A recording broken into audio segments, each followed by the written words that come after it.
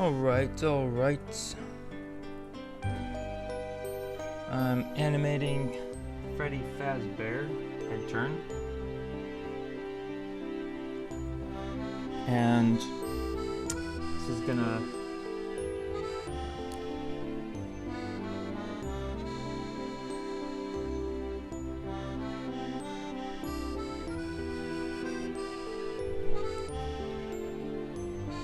okay, so on the last stream I animated right here. It's kind of rough here with the head starting to turn around and then it slows down and zooms in the other direction. But instead of doing this thing where he comes down and then starts to look and then turns back, I figured it'd be easier to just do a consistent head turn that's just constantly going in the same direction. So it's just always spinning like clockwise. So this was just easier to figure out.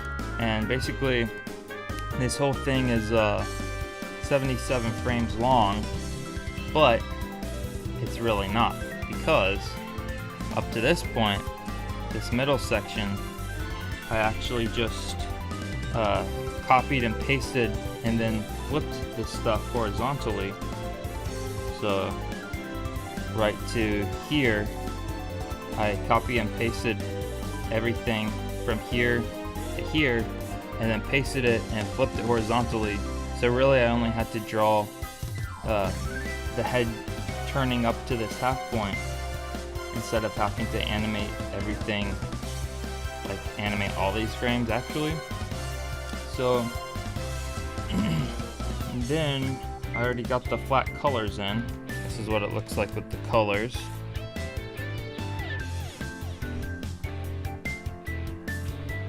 And what I need to do still is animate the cell shading. So cell shading can sometimes be very tedious because I go in and I'll show you. Let me just create a layer here. So I'll go in and select the color and then get my brush ready, and I'll put my layer to add so that now we have this little highlight layer here. And what I normally have to do is just go frame by frame and individually animate everywhere I wanted the highlights to be. And this can be pretty tedious because I have to, you basically have to follow the 3D form of your character. And obviously I'd want it to look better than what I just did here. There's a lot more thought process that goes into that. So what I actually did for this one, because there's so many frames, is I will create a new layer and use my paint bucket tool and set it to the layer to add, and then I'll oops, I have to be under the line work. I'll add in the colors, and then I'll actually create a toon shader. So it's a pretty cool gadget in TV Paint that allows you to add in highlights or shadows automatically following your line work. There's my effects stack. So I already created my toon shader here for how I want it to look. Alright, so that is what the toon shader does. And as you can see, there's a lot of ugly artifacts around here. A lot of parts that obviously I wouldn't want. So I'll just apply this, and this is still gonna save time.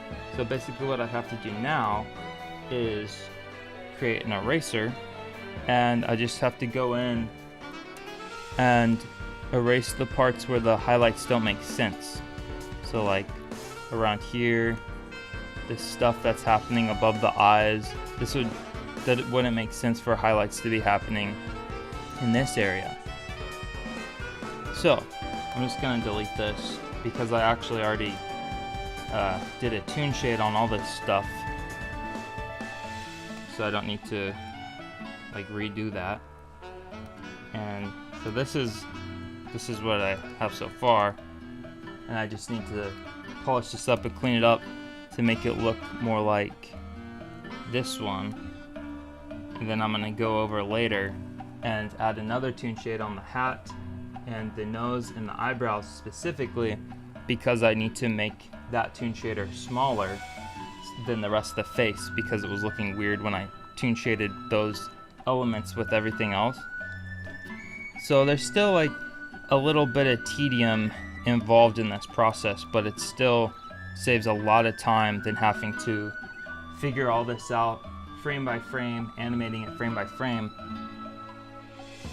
But it really just depends on what you're making, and you know, it's just each tool in a program is, well, it's just another tool in your tool belt to help you express something, but you're not beholden to that tool, and you don't necessarily have to use it for every situation. There's also, your brain is also a tool where you have to train your mind to be able to discern when is an appropriate time to use a certain tool.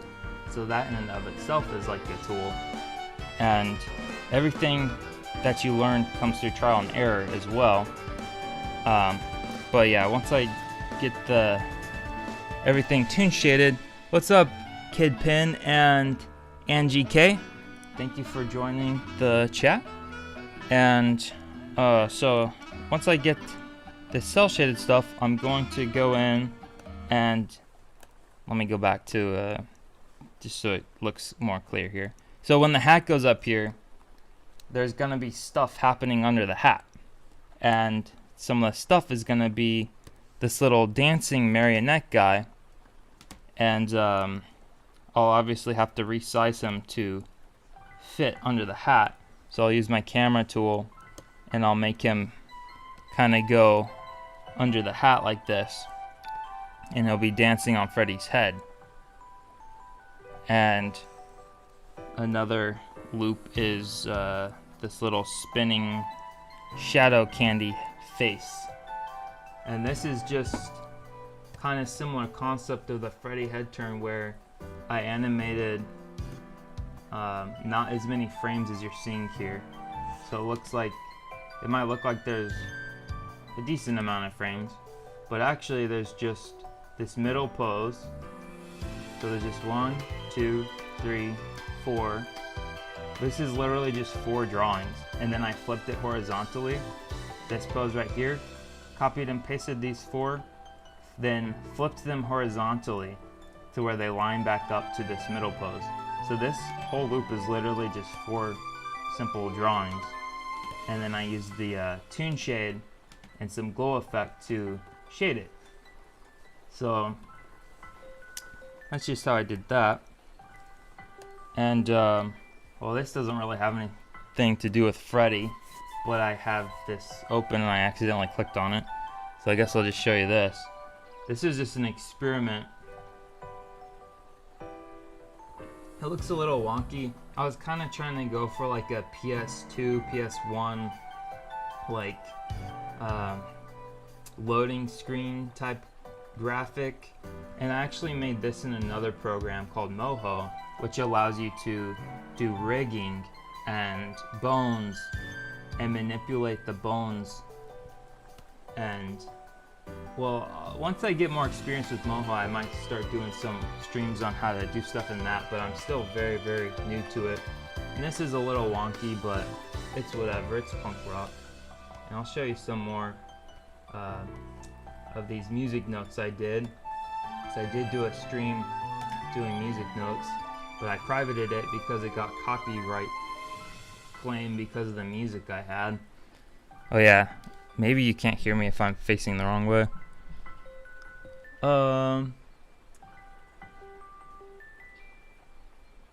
Stream is down. Oh, okay, it might just be the internet. Okay, cool. But yeah, this is a morphing music note. This is gonna be for a Patreon pack, where once a month on Patreon I post at least 9 new loops on the first day of the month, and the loops are in a different theme. and they can be edited in your own YouTube videos or live streams or live performances, etc. But yeah, I just thought, like, since a lot of musicians use these loops, it makes sense to have some that are just more music related.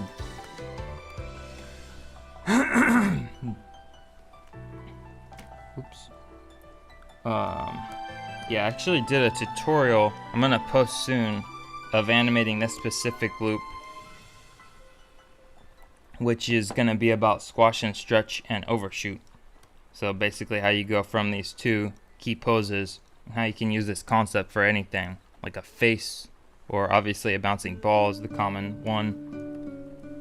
But oh yeah, and this, I like how this one turned out. It's a little walking music note. Now all the rest of these are completely black, but I couldn't see the passing position. When this was pure black, I couldn't see this knee here overlapping the leg that is behind it. So that's why I gave this one a gray outline. So I guess out of the context of this pack, you might not know this is a music note, but I think with all the other loops around it, it should be obvious. And then this one is notes going around in a spiral appearing. This one took a long time. For this, I actually animated each individual note on its own layer, pulsing in and out. So I just like focus on oops, this. Focus on this specific note right here, and I'll tell you what I mean. So I animated it from nothing, and then it would come up to here, and then I just copy and paste and reverse it, and it would go back into nothing. And that's what I did for all of these loops on their own layers, and then just merge them all so they're constantly going in a spiral.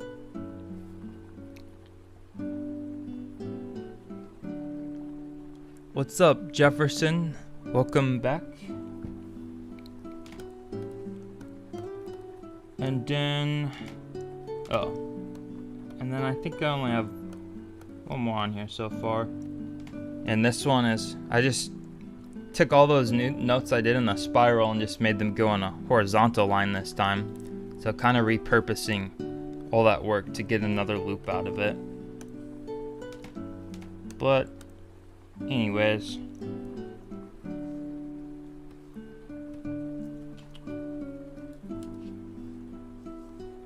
so this is this loop is for client actually, and they wanted a few custom Five Nights at Freddy related things, 3 main loops. And I'm really not that familiar with this game, but they said the characters don't have to look exactly like they do in the game, so I'm just trying to keep it like somewhat recognizable, but not exactly precise.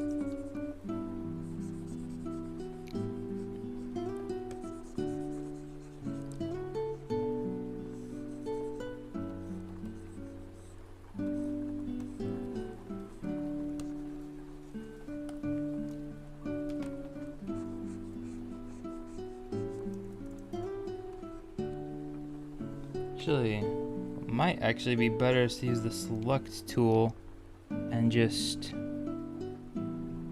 select everything that I don't need and then click erase. That might actually be faster than erasing by hand on these big parts. I'll have to go over this a few passes to get things that I miss. Right now I'm just focusing on one section at a time, which is really how you should do cleanup animation. Makes things more manageable than trying to finish the entire picture one frame at a time. Just focus on one main section at a time and go over it on passes. And not only does that make it more manageable, but it makes it less depressing when you actually can get things, see progress, when you can see progress at a faster rate.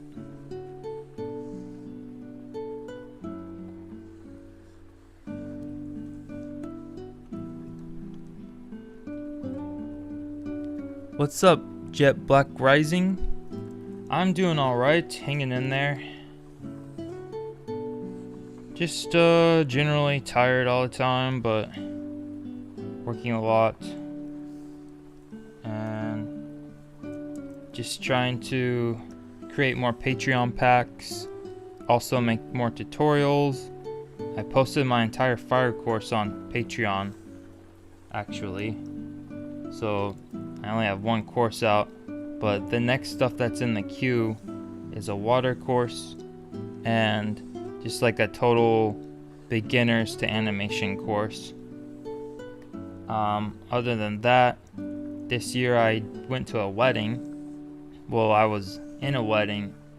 My best friend got married, so I was the co-best man. They had two best men and best ladies, and so that was a good wedding, but it was on my mind for the past 2 years when I got asked to do a speech, and I was kind of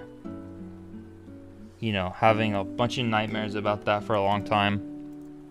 But then my best friend said one day when we were eating Chinese food and at a fire at his house, he lives at a lake and he always makes a fire and we just hang out. But he told me, instead of doing a speech, why don't I just do an animation? And so that's what I did. I did a little animated animation in lieu of a speech, which, yes, was way less stressful in a way, but it was also a lot of work. So it was like a 6-minute animation. Even though it was just like a simple story time style, it still took a long time to write the script, and just everything takes longer than you expect it will.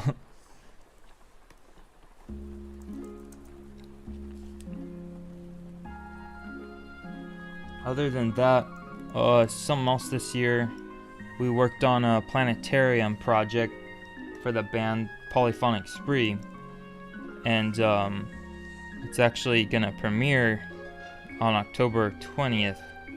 I don't know where all it's going, but it premieres in somewhere in Texas. I think Dallas, Texas, or I don't really know the names of things, but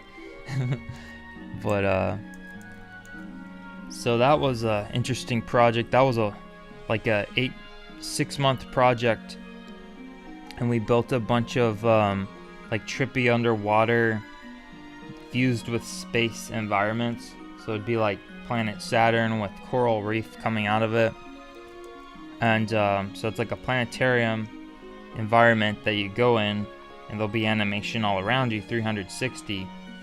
And then there was also a narrative element of this guy on a rowboat sailing through this trippy underwater space environment, and there's giant mirrors, and on the mirror is all his memories and certain traumatic life experiences and events that he's processing, but he has to confront these memories, and he has to sail towards the mirror and confront all this stuff. So it was probably one of the most narrative stories I've worked on, because most of the stuff I make kind of doesn't really have a story. It's more about the style and like a mood piece, kind of like being in a lucid dream, where it's more about just this visceral type of emotional experience of seeing things, but there's not really like a coherent storyline. So that is something I want to get more experienced in, is actually telling stories. So I've been reading a lot of screenplay books, such as the book Screenplay by Sid Field. And a lot of these books in some ways are dated. I definitely don't agree with all of the stuff in them, but it's definitely helpful to actually learn from people who have experience and know what they're talking about. But sometimes when certain things are like, these certain rules or guidelines are almost set in stone, that's when I think maybe this is more this person's personal philosophy rather than something that is an absolute. And most of the books even admit to that, but there's a few that say, such as the book Save the Cat by Blake Snyder. He's like extremely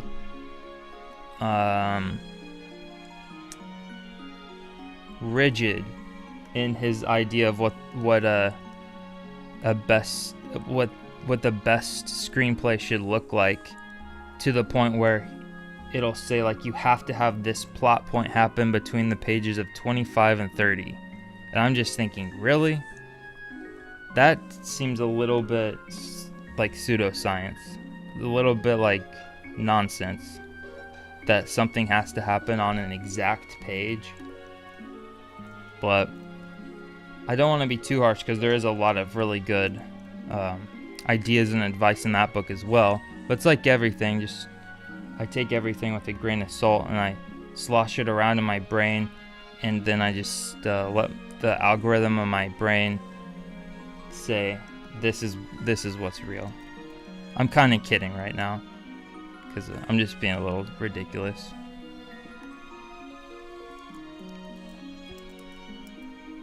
But yeah.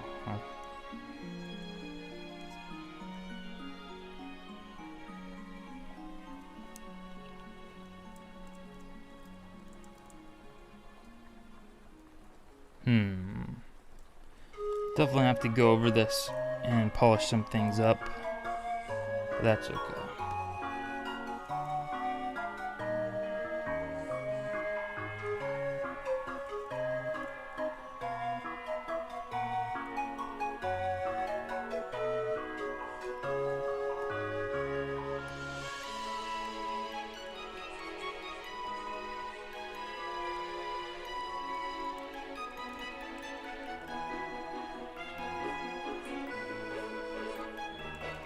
Ooh, right now in terms of stuff that I've been consuming, the new Smile album came out, and it's really good. Cutouts. Favorite tracks are Just Eyes and Mouth, Zero Sum, Bodies Laughing, and The Slip. And if you don't know who The Smile is, it's Tom York and Johnny Greenwood from Radiohead, and Tom Skinner, who's the drummer. And he's just adds this crazy, eclectic, jazzy math rock element to Tom and Johnny's compositions that just elevates things to a new level.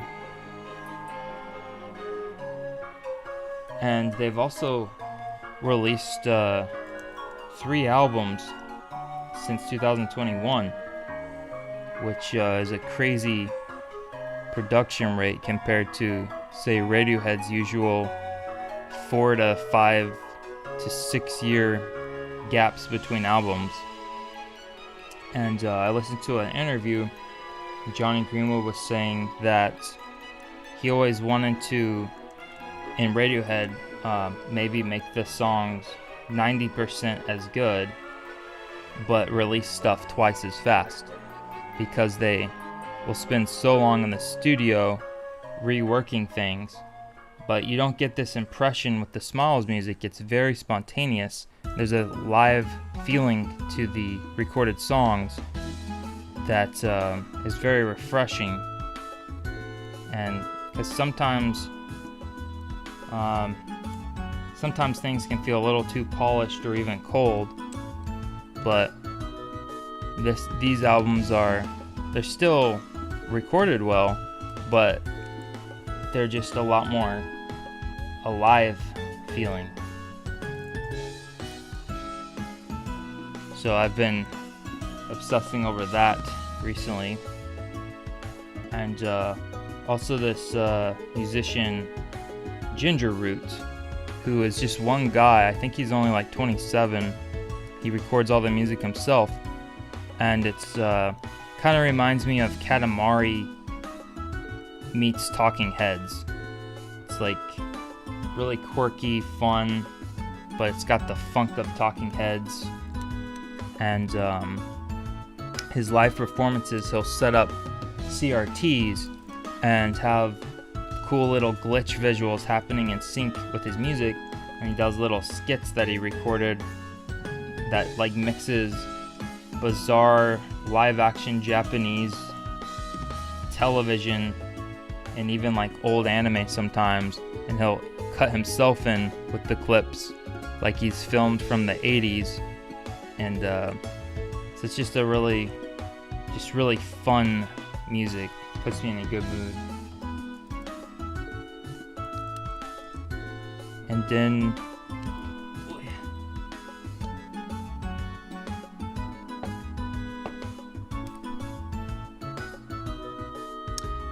then I've been watching anime stuff. I started watching Death Note, which I know is a very popular staple. Never saw it. I read the first chapter of the manga a long time ago, and I thought the premise was kind of interesting. But yeah, I'm enjoying it. I mean, I don't want to talk about it too much because of spoilers, in case no one's seen it.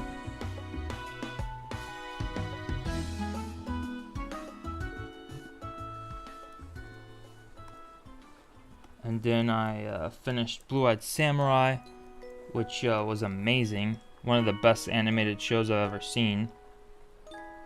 Not just in terms of animation technique, which blended all the best stuff of 2D and 3D, just like Into the Spider-Verse does, but in terms of storytelling, it's quite an experience. Very brutal.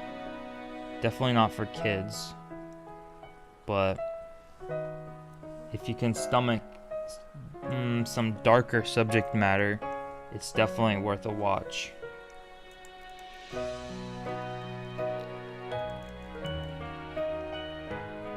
And I want to start Scavenger's Reign soon, which just has some really unique sci-fi animation, and I hear the story's supposed to be pretty good, so there's a lot of great animated shows that have dropped recently.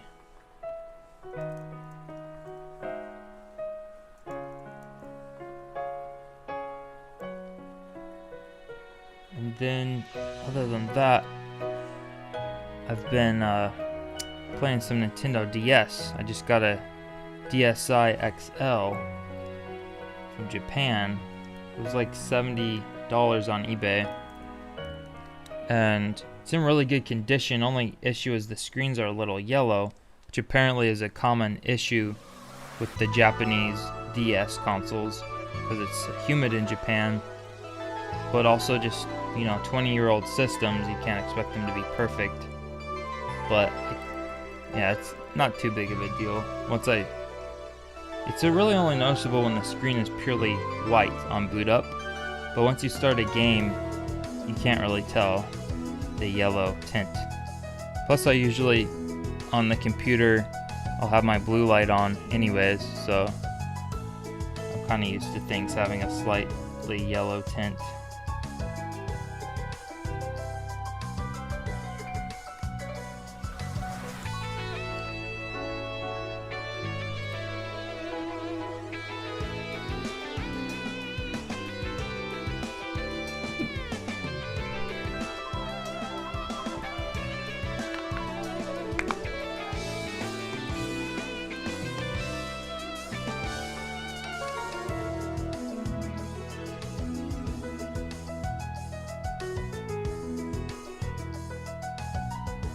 Ooh, is anybody working on anything?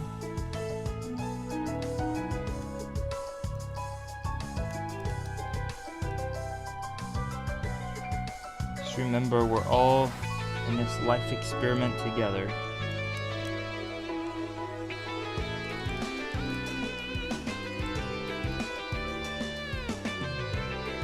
The other thing I'm working on is actually a music video.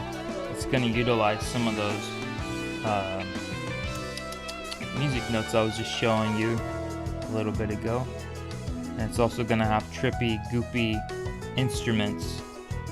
And I might even stream that tomorrow, working on that music video, editing it, showing how I drop the loops in my program and add effects and move things around. Could inspire some ideas for you.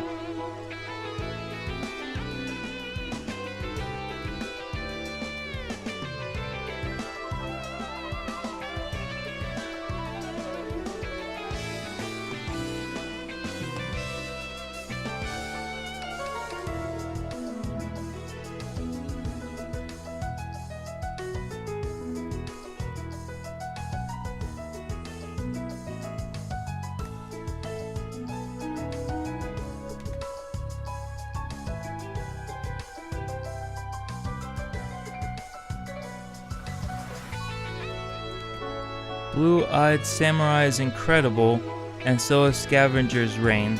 Unfortunately, Scavenger's Reign got cancelled due to lack of viewership. Ooh, that's not good. Gotta support animation, peeps. I saw a lot of people on social media talking about Scavenger's Reign, but might just be because I follow a lot of animation accounts, and that might not necessarily be indicative of what the general population is talking about, because of course animation pages are gonna support animation, but the average Joe might not be aware.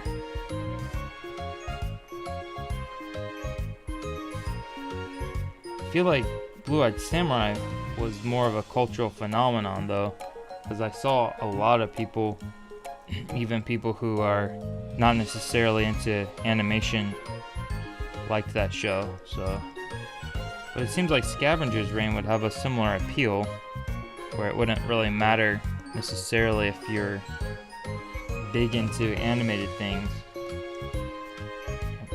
Like, yeah.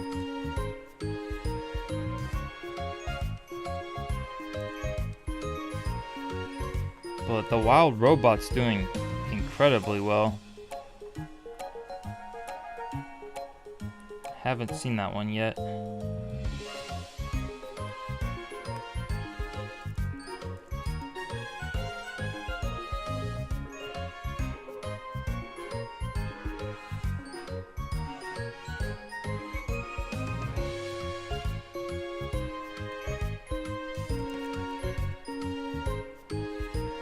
Hey, thank you, the animation cat.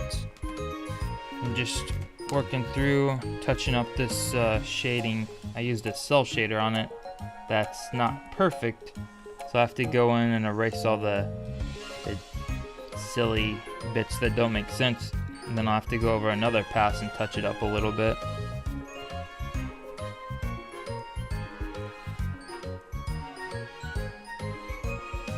Well, yeah, I've been kind of getting into the DS again. I had the original DS model since like 2005 or whenever, but my eyes are struggling with those smaller screens now, especially text-heavy games. So that's why I got the XL that has a screen that's like twice as big. I can read easier on it, and I got a R4 card where you can load up ROMs, and so I've just well, I've mostly just been playing the Mario Kart game on it because it's like easy for my brain to comprehend when I'm tired at night winding down.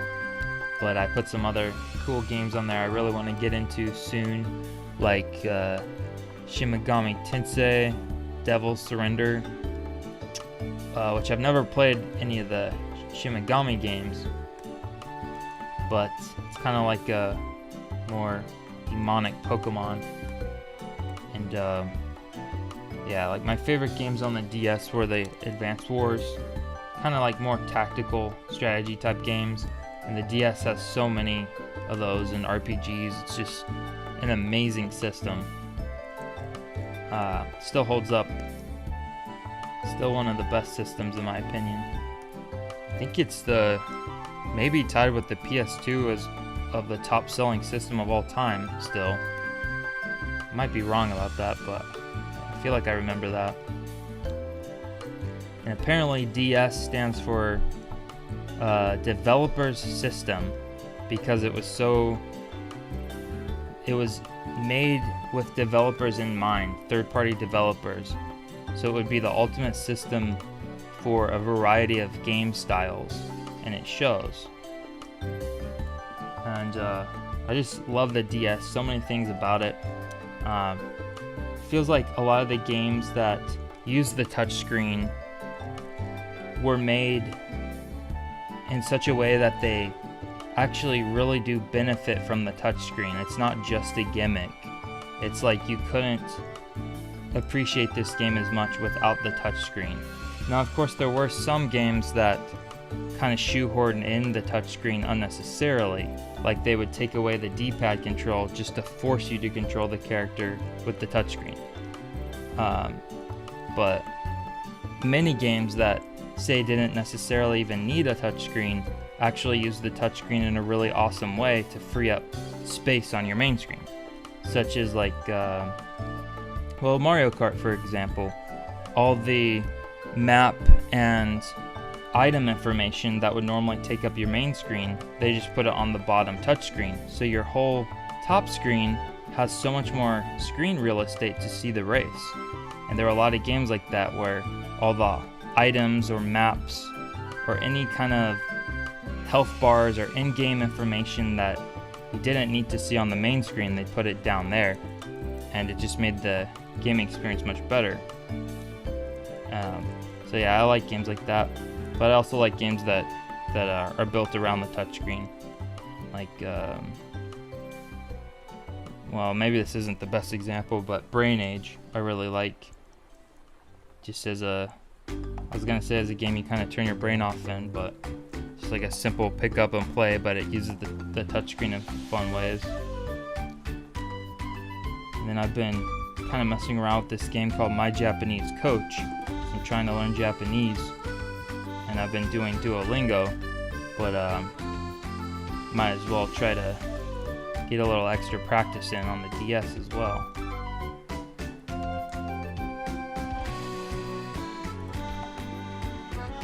I finally got a whole new refurbished 2019 iMac as my final digital drawing tool for what I need in order to set up my digital art portfolio. So far it works like new. Nice. It's always exciting, especially to get something that's refurbished that works well, because obviously you can get it for a better price, but it is so important to have the best tools that you can have to make your work. I need to get a new Mac soon. It's like, yeah.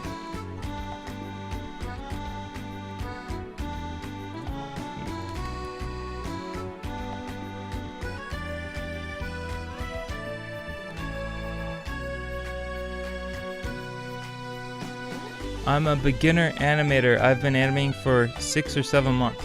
Nice. Well, obviously the fundamentals are everything. They'll always be everything. Like, I still review stuff that seems like it's beginner stuff, but everything is built on the fundamentals: timing and spacing, arcs, the wave principle, and yeah, just like mastering the bouncing ball. You can master the bouncing ball bouncing in place, and then do it going from the top of the screen and then bouncing off to the other side of the screen, and on each bounce it bounces less. that'll teach you the principles of arcs. Also like draw a motion path for your ball to bounce along. And then walk cycles, head turns. If you can get that stuff down, then you kind of have the basic building blocks to do everything else. So just like really study those main things and you'll be golden.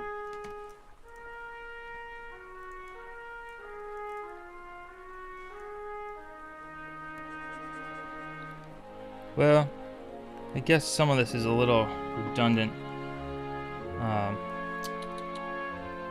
I might just so this frame right here, you can see this is what it'll look like with the highlights on the hat and the nose. But for now, I suppose I'll just end this because it's just a little tedious now. I just wanted to show that concept of animating with the toon shader and just kind of touching stuff up as you go along. So yeah, I'll probably post the full thing. Well, actually I don't know if I will because it's for a client. But if you keep an eye on my Instagram, that's where I kind of post stuff. So I might post the finished thing on Instagram. But check out the Patreon if you want. I just posted a 2-hour fire course on there. And I'm also going to start posting one animation tutorial a month on there. And there's also animated loops on there that you can use in your own projects. But other than that, I'll probably see you around here soon. Might come back tomorrow. But I appreciate people watching, and I'll see you in the next one. So have a great day. Remember to drink water, and